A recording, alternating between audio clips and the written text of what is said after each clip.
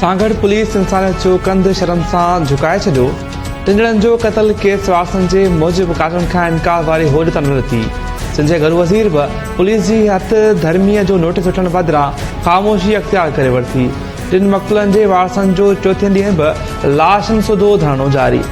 औरतनि बि शरीक मक़तूलनि जे वारसनि चयो आहे त पुलिस जी बेहसी जारी आहे। जेसीं ताईं MNA अलाउद्दीन ऐं ॿियनि ते केस दाख़िल न थींदो तेसीं ताईं धरणो जारी रहंदो।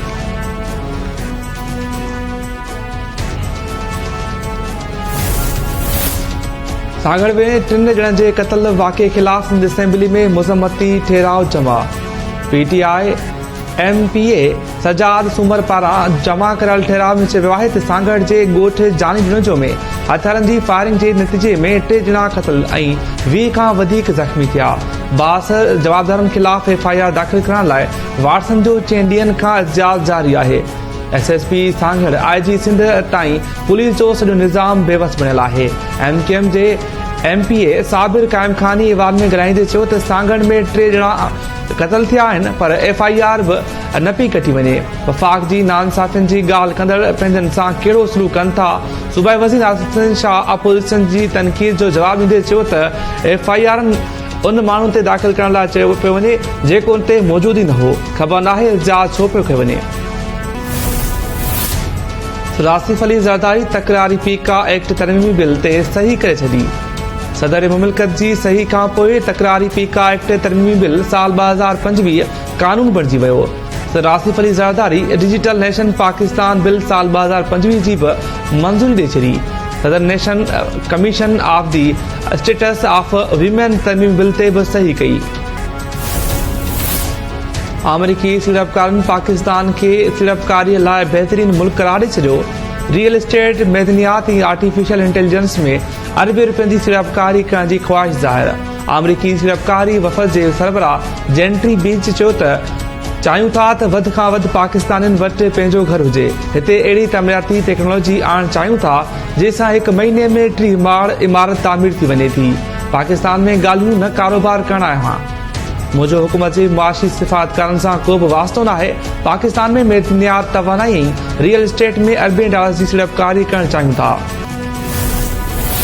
सुप्रीम कोर्ट जी आइनी बेंच 9 मई खां सिवा फ़ौजी अदालतनि जे फ़ैसिलनि जा मिसाल घुरे वरिता। दिफ़ा वारी वकील फ़ौजी अदालतनि में ट्रायल वारो रिकॉर्ड अदालत में पेश करे छॾियो। अदालत रिकॉर्ड वापसि कंदे चयो त अपील दौरान रिकॉर्ड जो जाइज़ो वठणु मुनासिब नाहे। जस्टिस हसन अज़हर चयो त मिलिट्री ट्रायल हेठि जवाबदार खे मीडिया ऐं वारसनि सां मिलणु ॾिनो वेंदो। दफ़ा वारे वकील ॿुधायो त कानून में रसाई जो हक़ आहे पर सिक्योरिटी ख़दशनि सबबि नथो थी सघिजे। जस्टिस जमाल मंदोखेर चयो त जवाबदार अदालत जो फेवरेट चाइल्ड हूंदो आहे। छा मिलिट्री कोर्ट में जवाबदार खे फेवरेट चाइल्ड सम्झो वेंदो आहे। वकील वराणियो त मिलिट्री रूल्स मूजिबि जवाबदार खे मुकमल तहफ़ुज़ हूंदो आहे। जस्टिस जमाल मंदोखेर चयो त सेशन जज 20 सालनि जी महिनत बाद ठहंदो आहे। अॼुकल्ह असांजो मुल्क एतिरो ट्रेंड थी वियो आहे जो 8 जजिस जे फ़ैसिले खे 2 जजिस चवनि था त ग़लति आहे। DG FIA मोहम्मद इसाक जहांगीर ऐं IG KP अख्तर हयात खे उहिदनि तां हटाए वियो। वज़ीर आज़म जी मंज़ूरीअ बाद DG FIA ऐं IG KP खे हटाइण जो नोटिफिकेशन जारी। ज़ुल्फ़कार हमीद KP जो नओं IG मुक़रर।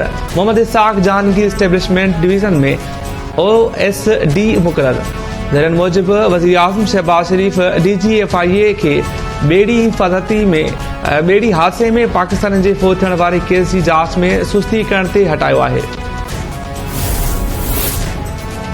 सिंध हुकूमत अस्पतालनि समेत मुख़्तलिफ़ इदारनि जे सोलराइज़ेशन लाइ 10 अरब रुपया रखिया आहिनि। सस्ती बिजली जी फ़राहमीअ लाइ कराची मांझंदि में 3 सोलर पार्क बि क़ाइमु करे रहिया आहियूं। भारतीय सरहद वेझो बि केतिरनि ई ॻोठनि खे सोलराइज़ेशन कयो वियो आहे। मौसमियाती तब्दीलीअ बाबति कॉन्फ्रेंस खे ख़िताब कंदे वॾे वज़ीर मुराद अली शाह चयो आहे त कोस्टल डेवलपमेंट अथॉरिटी सामूंडी इलाइक़नि में माहौल खे बहितर बणाइण लाइ अहम किरदारु अदा करे रही आहे। कोटड़ी डाउन स्ट्रीम में पाणी न अचण सबबि माहौलियाती तबाही खे रोकण लाइ क़दम खणी रही आहियूं। मौसमियाती तब्दीली हिन वक़्तु वॾो चैलेंज आहे। मौसमियाती तब्दीली सां तबाही नुक़सान थी रहियो आहे। सिंध हाई कोर्ट जे 12 एडिशनल जजिस उहिदे जो हलफ़ खणी वरितो। सिंध हाई कोर्ट में जजिस जो अंग वधी 40 थी पियो। Chief justice Shafi Mohammad Siddiqui 9 additional जजिस का हलफ खणायो। हलफ खणंदड़ एडिशनल जजिस में justice Mira Mohammad Shah, justice Tanseem Sultana, justice Hasan Akbar ऐं जस्टिस अब्दुल हामिद भुरगड़ी शामिल। Justice Jan Ali Junejo, justice Zeeshan Haider, justice Mohammad Jafar Riza, justice Khalid Shahani बि हलफ खयो। Justice Riazat Ali Sahar, justice Faizul Hassan Shah, justice Nisar Ahmed ऐं जस्टिस उस्मान अली हादी बि सिंध हाई कोर्ट जे एडिशनल जज तौरु हलफ खयो। तकरीब में जजिस ऐं वकीलनि बि शिरकत कई।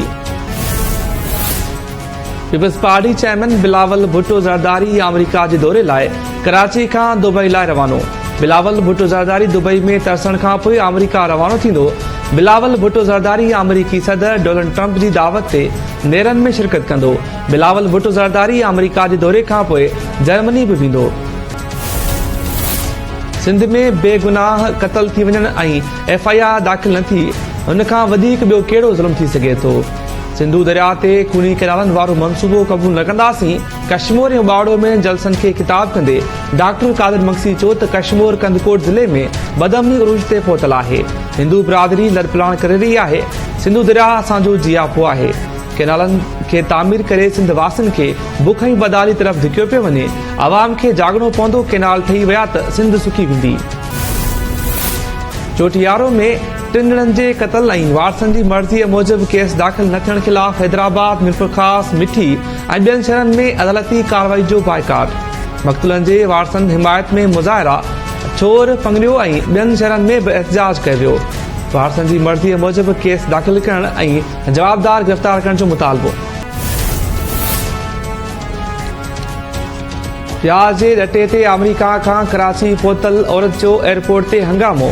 अमरीका वापसि वञण खां इनकार। उन जी एंड्रियो रॉबिन्स अमरीकी कौंसिल खाने जे अमलदारनि सां बि मिलण खां इनकार करे छॾियो।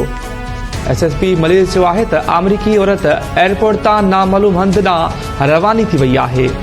हुन जी एड्रियोस कराची जे गार्डन वारे इलाइक़े में रहंदड़ नौजवान अहमद मेमण सां सोशल मीडिया ते तालुक़ जोड़ण बाबति शादी लाइ कराची पहुती हुई।